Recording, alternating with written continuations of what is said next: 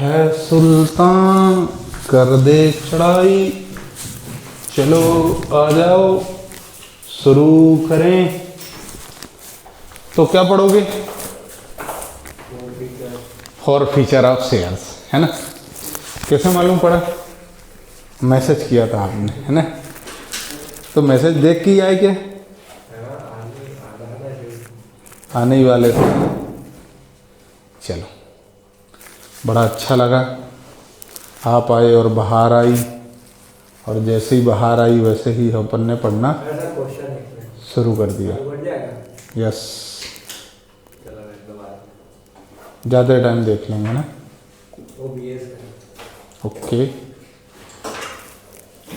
Solve कर लेंगे ज़्यादा टाइम। तो सुनो, आज हमको क्या पढ़ना है? For feature of share.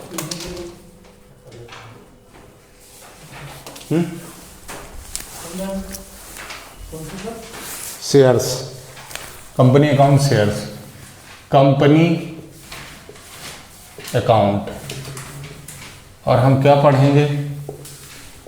Issue of shares. Issue of shares में हम क्या पढ़ रहे हैं? For feature of shares. Shares का फॉर फीचर वेरी इंपॉर्टेंट है सर। चलो शुरू करें।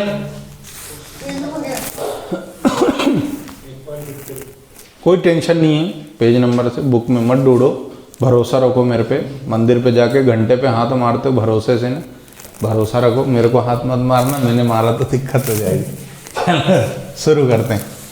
फॉर फीचर ऑफ शेयर, इसका मतलब समझते हैं। तुमने ये देखा, हमने जो कुछ क्वेश्चंस किए उसमें तुमने ये देखा कि कई बार शेयर होल्डर क्या करता है? पैसे नहीं देता, है ना। एक क्वेश्चन हमने शायद लास्ट क्लास में किया था, सोहन और मोहन वाला। अलॉटमेंट मनी उन्होंने नहीं दी थी, है ना। ऐसा कुछ क्वेश्चन था। तो जब बंदा कॉल ड्यू हो जाए, मतलब इंस्टॉलमेंट ड्यू हो जाए, इंस्टॉलमेंट क्या हो जाए? ड्यू। इंस्टॉलमेंट क्या हो जाए? ड्यू। बट पेमेंट ना मिले, but not paid by share holder. लेकिन शेयर होल्डर पैसे नहीं दे रहा है। लेकिन शेयर होल्डर क्या कर रहा है? पैसे नहीं दे रहा है। लेकिन शेयर होल्डर क्या कर रहा है? पैसे नहीं दे रहा है। यानी क्या है? Calls in arrear. जब भी शेयर पर कॉल्स इन अरियर होता है, जब भी शेयर पर क्या होता है? कॉल्स इन अरियर होता है, तो इसके लिए एक प्रोसेस होती है। सारी इंस्टॉलमेंट जितनी भी ड्यू थी, मान लो कि एप्लीकेशन, अलॉटमेंट और कॉल, ठीक है। बंदे ने एप्लीकेशन मनी दे दी, अलॉटमेंट दे दिया और कॉल मनी का पैसा नहीं दिया है, या मान लो अलॉटमेंट भी नहीं दिया, कॉल भी नहीं दिया, ठीक है। तो कंपनी क्या करती है? यदि कंपनी चाहे तो क्या करती है? इनको एक नोटिस भेजती है। किसको? कंपनी एक नोटिस भेजती है। किसको? Company send notice to share holder. और जिस दिन वो नोटिस रिसीव हो शेयर होल्डर को, उसके बाद 14 दिन उसको मिलते हैं, 14 डेज, कि वो इस कॉल्स इन अरियर का पेमेंट कर दे। क्या करें? अरे वाह, नए अवतार में कॉल्स इन अरियर का पेमेंट कर दे, ठीक है।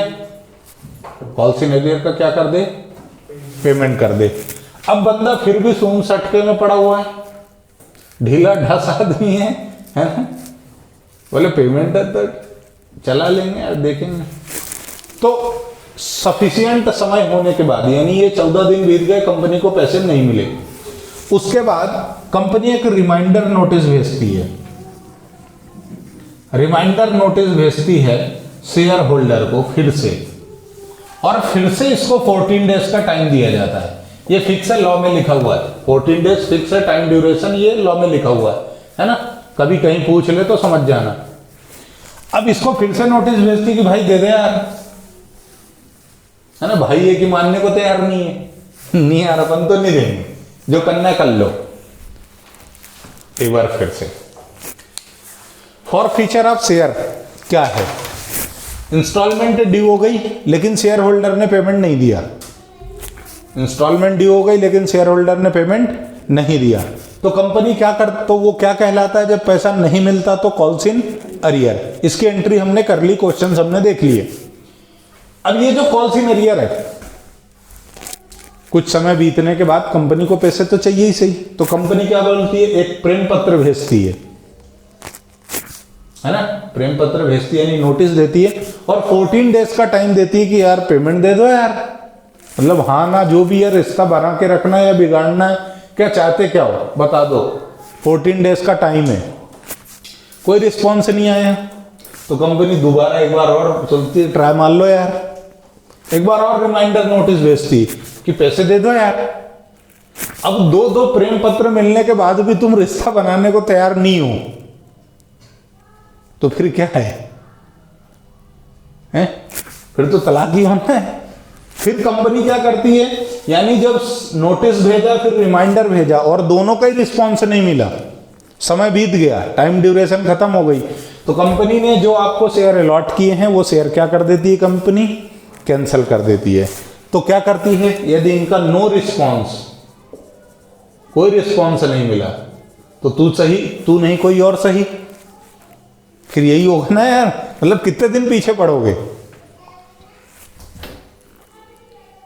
ऐसा थोड़ी है यार कि मतलब 14 साल के लिए लक्ष्मण जी चले गए तो उनकी बीवी खड़ी इंतजार ही करती रही कि बंदा आएगा 14 साल। यहाँ ऐसा नहीं होता है ना, तुमने नोटिस का जवाब नहीं दिया ना, तो तू नहीं कोई और सही, नो रिस्पॉन्स, कोई रिस्पॉन्स नहीं मिला।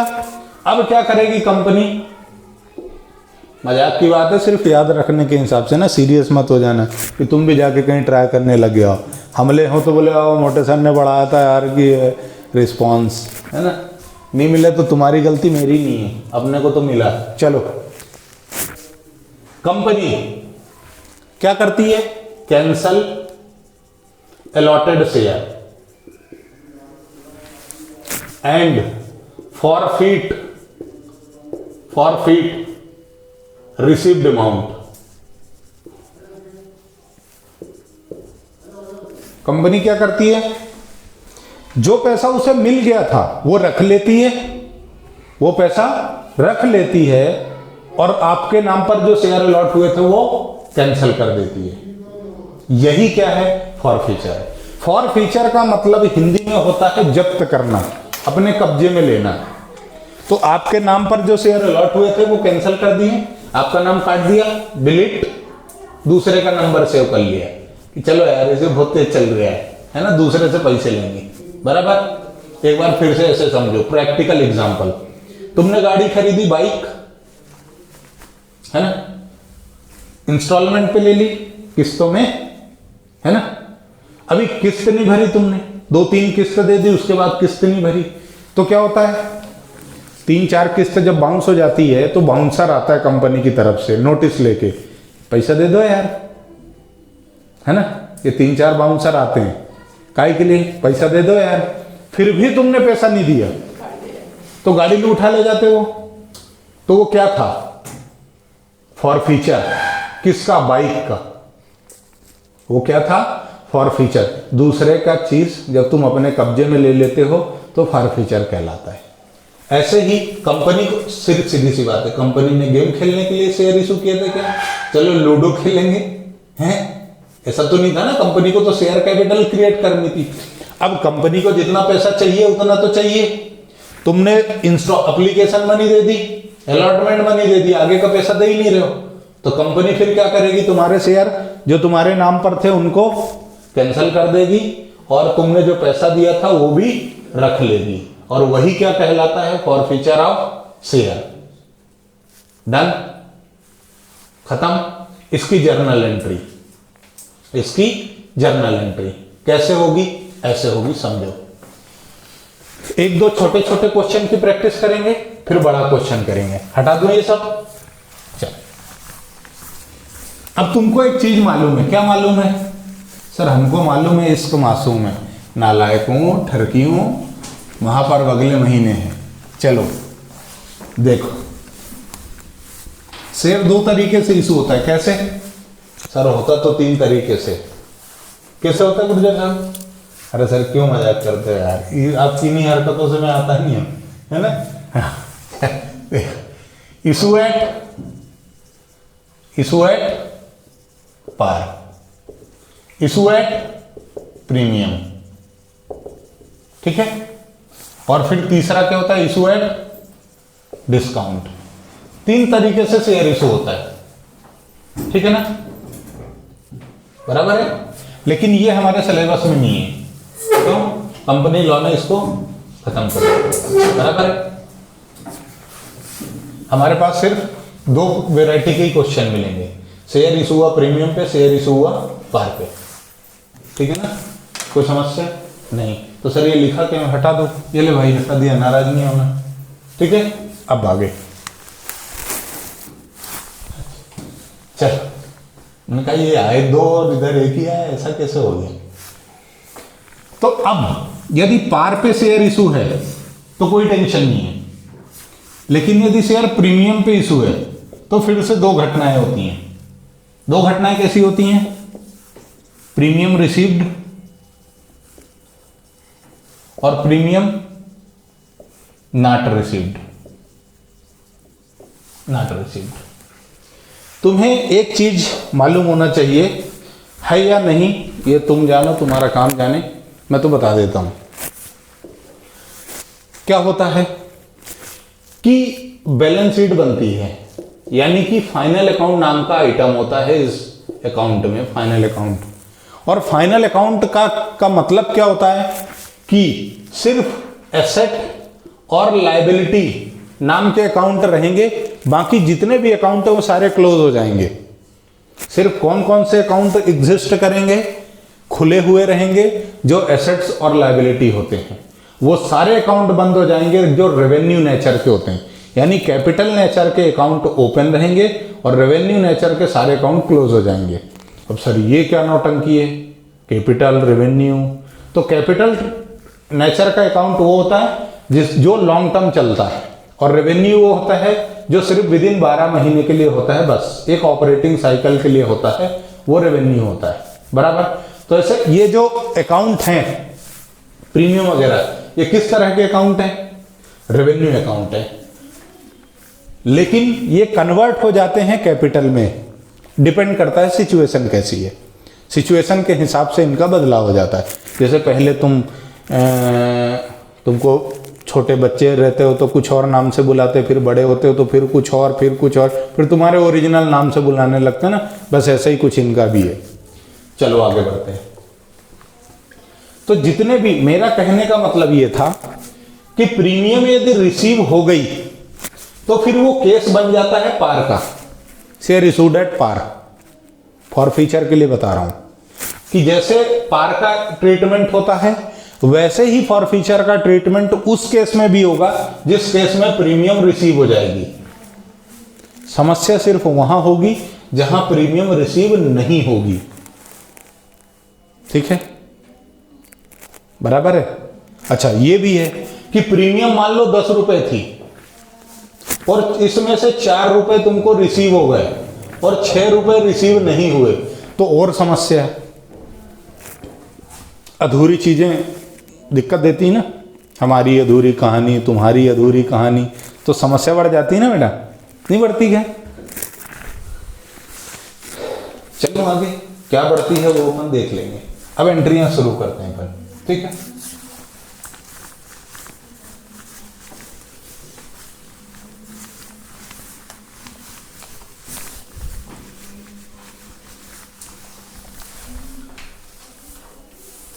समझो क्या है जर्नल एंट्री, किसके लिए?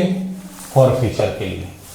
पहला, when shares issued at par, जब शेयर किस पे इशू हुआ? पार पे। सिर्फ एंट्री कौन सी कर रहा हूं मैं? फॉर फ्यूचर की। सिर्फ और सिर्फ एंट्री कौन सी कर रहा हूं? फॉर फ्यूचर की। सर बाकी ऑलरेडी कर चुके हैं अपन, फॉर फ्यूचर की। अच्छा, फॉर फीचर का मतलब क्या है कि जब इंस्टॉलमेंट ड्यू हो जाए, शेयर होल्डर पैसे ना दे, बार बार प्रेम पत्र पहुंचाए कंपनी, फिर भी उसका जवाब ना मिले, तो कंपनी क्या करती है, शेयर कैंसिल कर देती है, और जो अमाउंट शेयर होल्डर ने कंपनी को पे कर दिया है वो भी रख लेती है, ना तो उसको शेयर देती ना तो अमाउंट देती। ठीक है, ऐसा करती क्या? हाँ, ऐसा ही करती है। एंट्री होगी, समझो। पहले तो तुम बताओ, जब शेयर इशू होता है तो उसकी ओरिजिनल एंट्री क्या होती है? जब सब शेयर इशू होता है तो ओरिजिनल एंट्री होती है bank account debit to share capital. Sir ऐसी तो आपने आज तक नहीं बताई। ठीक है, bank account debit to share capital, sir ऐसी तो आपने बताई नहीं, तो फिर मैंने कैसी बताई? बैंक टू शेयर एप्लीकेशन, ये एक एंट्री, और फिर share application to share capital, ये बताई मैंने, है ना? तो देख बेटा, ये शेयर एप्लीकेशन डेबिट क्रेडिट है और ये डेबिट है, तो कैंसिल होके बचा क्या? बैंक टू शेयर कैपिटल, यही रह गया ना। तो मैंने यही बताई थी ना। अब देखो, तुम्हें कॉमर्स अकाउंट की दुनिया में तुम्हारे पास सिर्फ दो ही आइटम होते हैं। मैथ्स की दुनिया में बहुत सारे होते हैं, प्लस होता है, माइनस होता है, डिवाइड होता है, अंडर रूट होता है, बहुत सारा चीज होता है ना? लेकिन ये सिर्फ दो ही चीजें हैं, एक डेबिट और एक क्रेडिट, बराबर। मैथ्स में तुमने कोई चीज प्लस कर ली, अब तुम्हें उसको कम करना है, तो क्या करते हो? माइनस। और कोई चीज कम है, उसको ज्यादा करना है तो प्लस करते हो। यहां पर क्या होता है अकाउंट के अंदर, क्योंकि चूंकि दो ही आइटम है ना? यदि तुमने डेबिट को प्लस माना तो क्रेडिट तुम्हारे लिए माइनस है, और यदि तुमने क्रेडिट को प्लस माना तो डेबिट क्या है? माइनस है। ठीक है, और हमको मालूम है, क्या मालूम है? इसका मासूम, इसकी हंसी मेरे को है ना एकदम समझ में आ जाती है, यही चाहता है सुनना। तो तुमने शेयर कैपिटल को क्रेडिट किया, कब तुमने शेयर कैपिटल को क्रेडिट किया? जब तुमने शेयर इशू किए। और शेयर कैपिटल क्रेडिट होने का क्या मतलब है कि कैपिटल का बैलेंस तुमने बढ़ा दिया। कैपिटल को क्रेडिट करने का क्या मतलब है कि तुमने शेयर कैपिटल का अमाउंट बढ़ा दिया, है ना? यानी कि sir credit, share capital credit हुई प्लस करने पे, अरे तुमने क्रेडिट किया, उसका अमाउंट बढ़ गया ना, इसका मतलब तुम्हारे लिए क्रेडिट क्या है? प्लस शेयर कैपिटल के लिए। तो उसको माइनस करने के लिए क्या करना पड़ेगा? डेबिट। क्यों? फॉर फीचर का मतलब क्या है? तुमने शेयर कैंसिल कर दिए, तो शेयर कैंसिल ही कैसे करोगे? जो तुमने कैपिटल क्रेडिट कर दी थी, अब उसको क्या कर दोगे? रिवर्स, पलटी मार दोगे। यानी कि जो पहले शेयर कैपिटल क्रेडिट थी, अब उसको डेबिट कर दोगे। यानी कि सर कहना ये चाहते हो कि फालतू की बात मत करो, सिर्फ इतना कह दो कि पहले शेयर कैपिटल जब आपने इशू की थी तो क्रेडिट की थी, और फॉर फीचर में शेयर कैपिटल क्या करोगे? डेबिट करोगे। तो शेयर कैपिटल अकाउंट डेबिट। ठीक है, उसके बाद कॉल सिनेरियर तुमने क्या किया था? डेबिट किया था। क्वेश्चन किए ना अपन ने, तो ऐसे मत देखो यार, क्वेश्चन जितने भी किए, कॉल सिनेरियर जहां भी आया तो तुम अपन ने डेबिट किया ना उसको, तो कैंसिल करने के लिए क्या करोगे? क्रेडिट। तो एंट्री क्या होगी? कॉल सिन हरियर अकाउंट टू शेयर। अब देखो, प्रॉफिट हम हमेशा क्या करते हैं? क्रेडिट करते हैं। यार तुमने उसकी एप्लीकेशन मनी ले ली, शेयर भी नहीं दे रहे हो, तो तुम्हारा फायदा है ना, चेप के बैठ गए ना तुम, हैं? ऐसा करोगे लोगों के साथ? शेयर फॉर फीचर अकाउंट, ये एंट्री होगी। लेकिन इतनी बात सिर्फ इतनी होती तो कुछ और थी, अभी कुछ इसमें और भी होगा। सबसे इंपॉर्टेंट होता है पूरे के पूरे शेयर में कि सर एंट्रियां तो फिक्स हैं, समस्या है उसके अमाउंट भरने की, कि कितना डेबिट करें और कितना क्रेडिट करें। तो तुमको कुछ तो समझ में आया। क्या समझ में आया? सर हमको बहुत कुछ आया, आप पढ़ाते बहुत अच्छा हो। हाँ, ये तो मेरे को भी समझ में आया। आगे बढ़ते हैं। देखो यहां तुम क्या लिखोगे? अमाउंट। और यहां क्या लिखोगे और यहां क्या लिखोगे? सर ये तो हमको समझ में आ गया कि कॉल इन एरियर में हम क्या लिखेंगे। थोड़ा ऊपर हो गया था, थोड़ा नीचे कर। ये तो हमको समझ में आया कि कॉल इन एरियर में क्या लिखेंगे। सर जो ओरिजिनल एंट्री जब हमने बनाई थी और कॉल इन एरियर हमने जो डेबिट किया था वही अमाउंट उठा के हम क्रेडिट कर देंगे। समझ में आ गया? ठीक है। अच्छा सर आपने अभी बताया थोड़ी देर पहले कि फॉरफिट तुम वो करोगे जो तुमको रिसीव हो गया। बताया ना मैंने कि जो तुमको रिसीव हो गया वो तुम क्या करोगे? फॉरफिट। अच्छा सर मतलब जो अमाउंट रिसीव हो गया वो हम फॉरफीचर में लिख देंगे, और नौजवान ने जो नहीं दिया नॉट पेड वो कहां लिख देंगे हम? कॉल इन एरियर में। इसका मतलब सर इन दोनों को जोड़ दिया जाए तो ये दोनों क्या है? Called up value. ये दोनों को जोड़ दिया जाए तो क्या है? नहीं मिल गया, नहीं मिला। इसका मतलब टोटल मिला के मांगा होगा ना तुमने। कॉल्ड अप शेयर कैपिटल के टाइप कितने थे? अथोराइज्ड, जिससे कोई लेना देना नहीं है। फिर इशूड एंड सब्सक्राइब्ड, कोई टेंशन नहीं है। लेकिन पेडअप, पेडअप में दो पार्ट है, fully paid up, not fully paid up. उससे पहले बीच में क्या आता है? Called up. ठीक है, उससे पहले बीच में क्या आता है? Called up. और यहां पर तुम क्या लिखोगे? Called up. अरे सर कैसी बात कर रहे हो? अरे नालायको परेशान मत हो। तुमने पिछले लेक्चर में क्वेश्चन किया था सोहन और मोहन का, क्या तुम्हें याद है? हाँ सर हमें याद है। तो तुमने क्या किया था उस क्वेश्चन में? क्या था? शेयर प्रीमियम पे इशू हुआ था, प्रीमियम पे इशू हुआ था ना? अरे 92,000 शेयर की एप्लीकेशन आई थी और बंदा इशू कितना करना चाहता था? सिर्फ 60,000 शेयर। कुछ याद आया? 10 रुपए का एक शेयर था प्लस 3 रुपए प्रीमियम थी, हैं? 3 रुपए तुमने कहां ले लिए थे एप्लीकेशन में? 5 रुपए तुमने कहां लिए थे? तो बचे कितने? प्रीमियम 2 ही थी क्या? तो 4 रुपए कहां थे तुम्हारे? कॉल में। ऐसा कुछ था क्या? याद नहीं है? कोई बात नहीं है, भूल जाओ। ये लो, जा तुझको भुला दिया। अभी एग्जाम्पल बना लेते हैं। एग्जाम्पल, कंपनी ने इशू किए 10,000 शेयर। एक शेयर है @10 का, ठीक है? पेबल एस, पेबल एस ऐसे देना है। कैसे देना है? 3 रुपए एप्लीकेशन, 4 रुपए अलॉटमेंट, 2 रुपए फर्स्ट कॉल, 1 रुपए सेकंड कॉल। ठीक है, टोटल हो गया 10। टोटल 10 हो गया। अब नीचे एडिशनल इंफॉर्मेशन में लिखा है second call not yet made, या फिर लिखा है company did not make the calls. ये पहला केस और ये दूसरा केस। मजा आया सर, क्या समझाते हो? इशूड कितने? 10,000 शेयर, 10 रुपए का एक शेयर। पैसे कैसे लेना है? 3 4 2 1। पहली सिचुएशन। सेकंड कॉल कंपनी ने नहीं किया, सेकंड कॉल कंपनी ने नहीं किया, तो कंपनी ने कॉल कितना किया? सिर्फ ये, यही कॉल्ड अप है। यानी यहां तुम क्या लिखोगे? 9 रुपए, है ना? कॉल इतना ही किया ना। और सेकंड केस में क्या बोल रहा है? Company did not make the calls. Calls ऐसा लगा दिया। सिंगुलर और प्लूरल 2 वर्ड होते हैं ना, अंग्रेजी भी अच्छी अपनी। तो इसका मतलब क्या है कि कॉल कितना किया? सिर्फ इतना। ये दोनों कंपनी ने कॉल नहीं किए। इस बार कॉल्ड अप कितनी होगी? 7 रुपए।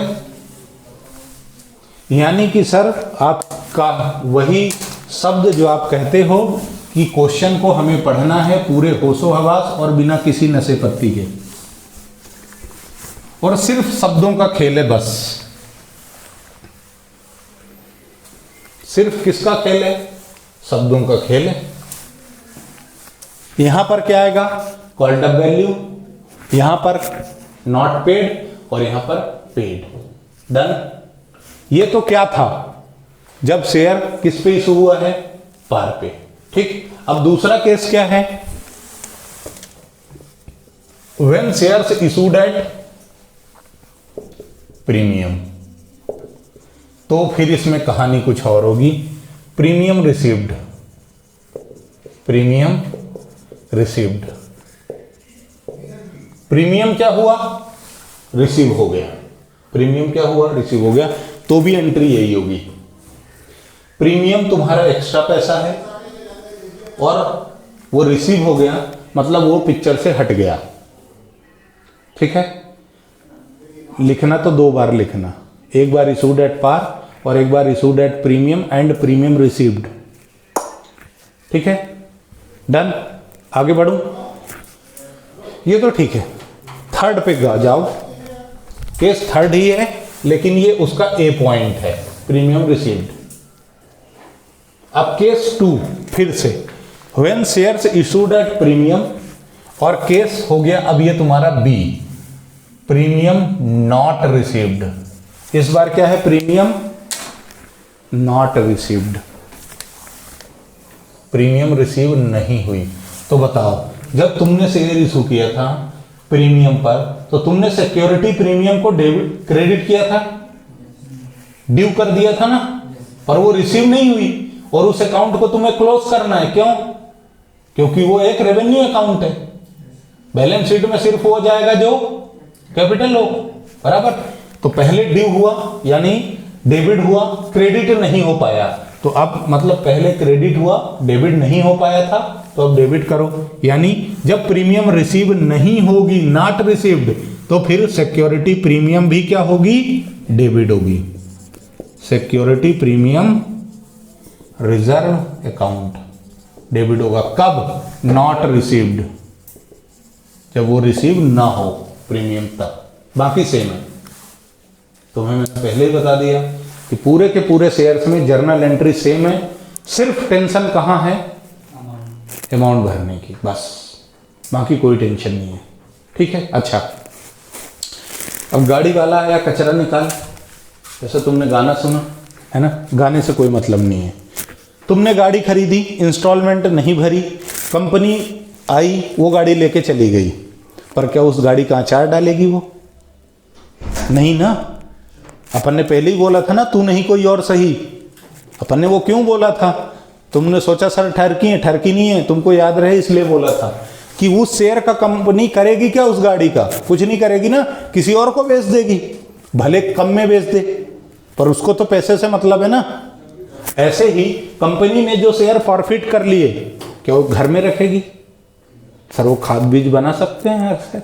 नहीं, वो कंपनी शेयर किसी अन्य पर्सन को बेच देगी और उसको देगी, तो हो सकता है वो डिस्काउंट पर दे। क्यों? क्योंकि पहली बार जब उसने इशू किया था तो उसको फेस वैल्यू में से कुछ पैसा मिल चुका है। कितना मिल चुका है? चाहे भले ही एप्लीकेशन मिली हो, पर मिल तो गई है ना, तो वो डिस्काउंट पे इशू कर सकती है।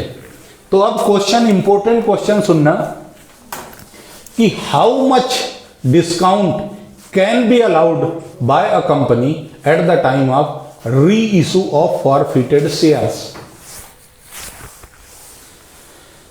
एक बार फिर से, how much discount can be allowed by a company on reissue of forfeited shares.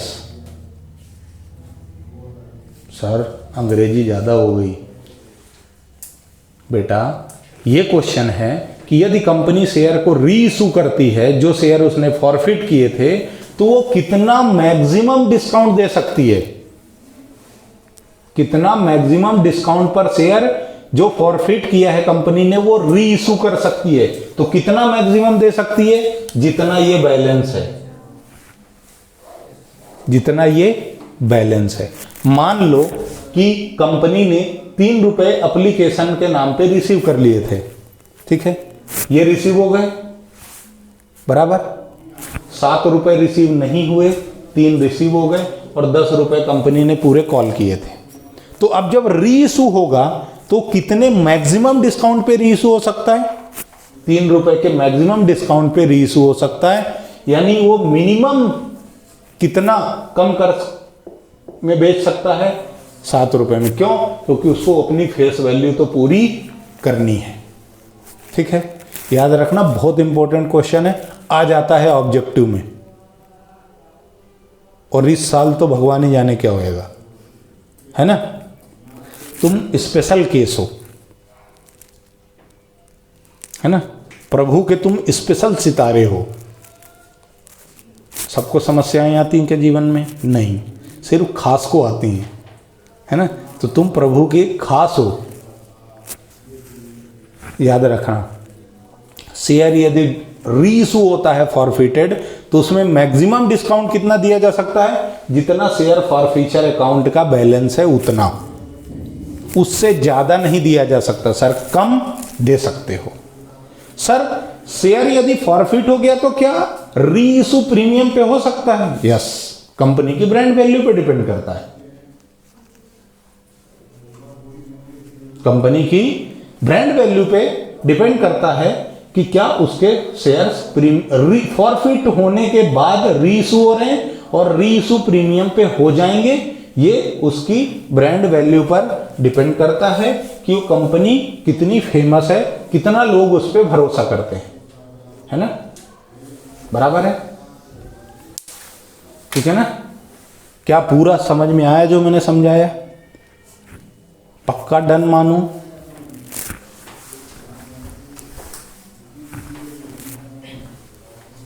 खत्म करें आज की कहानी, अगले पार्ट में मिलेंगे प्रैक्टिकल क्वेश्चन के साथ, हैं? खत्म कर दूं? नाराज मत हुआ करो यार, बताओ, खिला खिला चेहरा दिखना चाहिए, ठीक है ना। क्वेश्चन शुरू करें, लिखना है तो लिख लो।